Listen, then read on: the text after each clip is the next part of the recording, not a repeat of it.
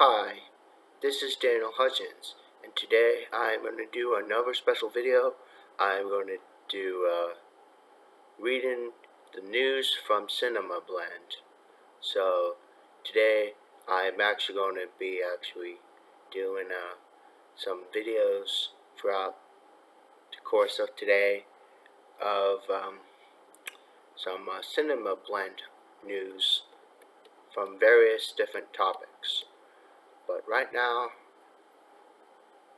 we are talking about some Star Wars news, and for Star Wars news, we are talking about one thing that is in particular at the moment. One Clone Wars star is already getting fans pumped for Star Wars The Bad Batch TV show. Okay. Now, we know that fans of Star Wars The Clone Wars are undoubtedly still missing the critically acclaimed animated series, which ended its run earlier this year with a 7th and final season.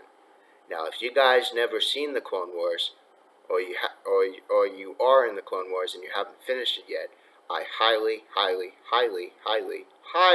suggest that you finish that, because Star Wars The Clone Wars is by far one of the best animated series of all time. All time. So, like I'm saying, alright. So I forget off topic. Right. So nevertheless, they were probably delighted to hear that the void would be filled with the upcoming spin-off, The Bad Batch. Now, one Clone Wars alum has revealed that he already knows a few details about this project, and it sounds like the series is going to make fans very happy, which is what we want. Sam Witwer, who voiced the fan favorite Maul on Clone Wars, let it slip during a Twitch live stream that he's already seen some of the work that's been done on Star Wars The Bad Batch. And based on his comments, he's already enamored with the series. He quotes, "I will tell you, it's really good. It looks absolutely beautiful. The story, at least I know where the story begins.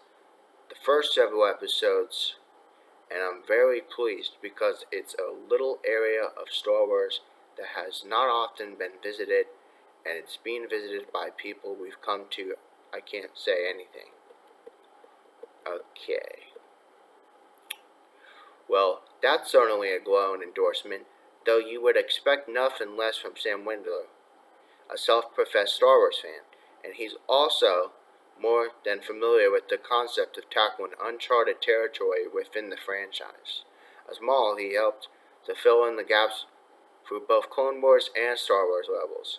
Before that, he also served as a voice and likeness of Starkiller in the Force Unleashed video games, though those luckily aren't canon now.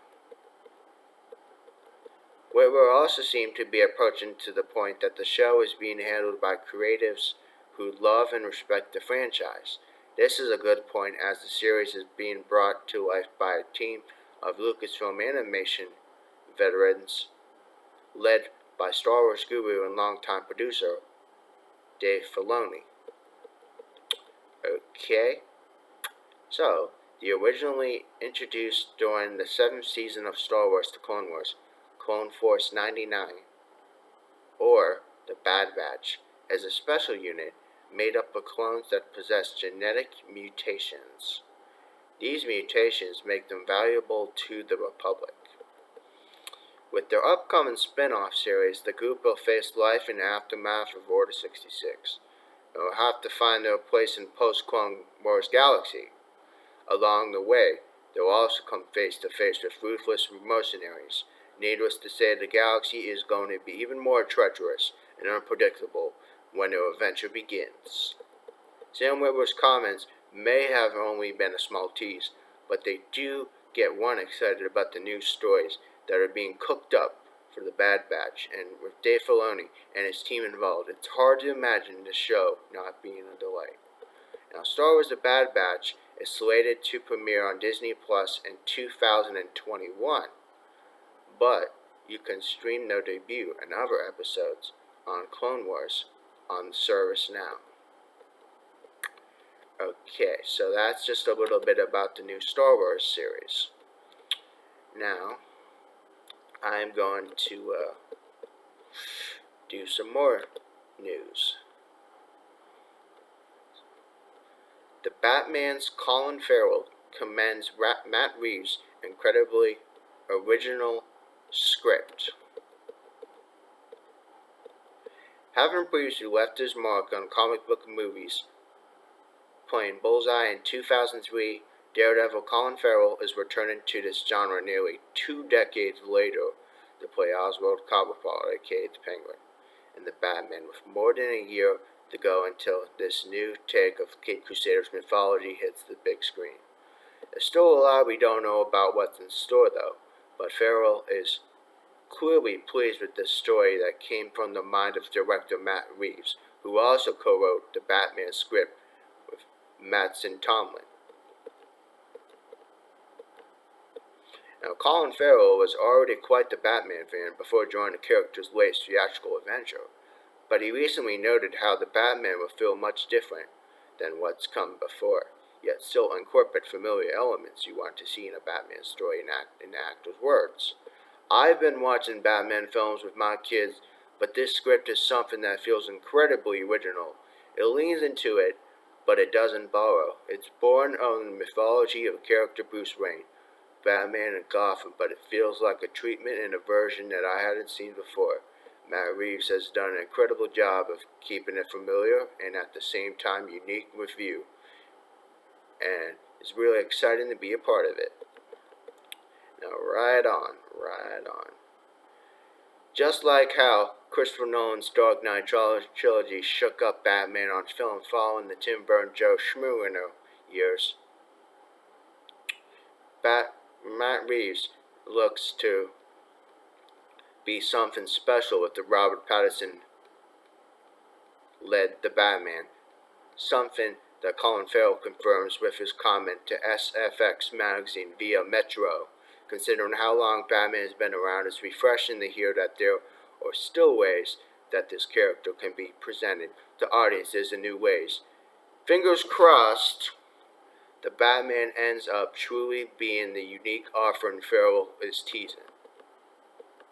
Now, years back, Matt Reeves revealed how he was delivering a noir tale that would highlight Batman's detective skills, something that's rarely been explored in past movies. And while the images and reports that have come out so far have indicated that the Batman will lean into the corner of the DC Universe's dark roots earlier this month, cinematographer Greg Fraser noted that the project isn't looking to be the most extreme Batman movie ever, so it'll be interesting to see what kind of tonal balance this tale strikes.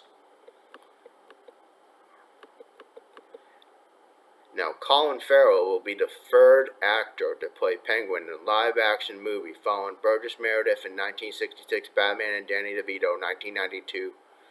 Batman Returns. The character was also recently played by Robin Lord Taylor on the Fox series Gotham. No details have been revealed yet on how Farrell's Penguin fits into the Batman, let alone any of his tasty scenes, although evidently he'll go on by the nickname Oz. Let's not forget Penguin won't be the only villain in Batman, with Zoe Kravitz and Paul Dano also taking part as Catwoman and Riddler, respectively. The movie's other main cast members include Jeffrey Wright as James Gordon, Andy Serkis as Alfred Pennyworth, John Turturro as Carmine Falcone, Peter Sarsgaard as Jill Coulson, and Jamie Lawson as Bella Real.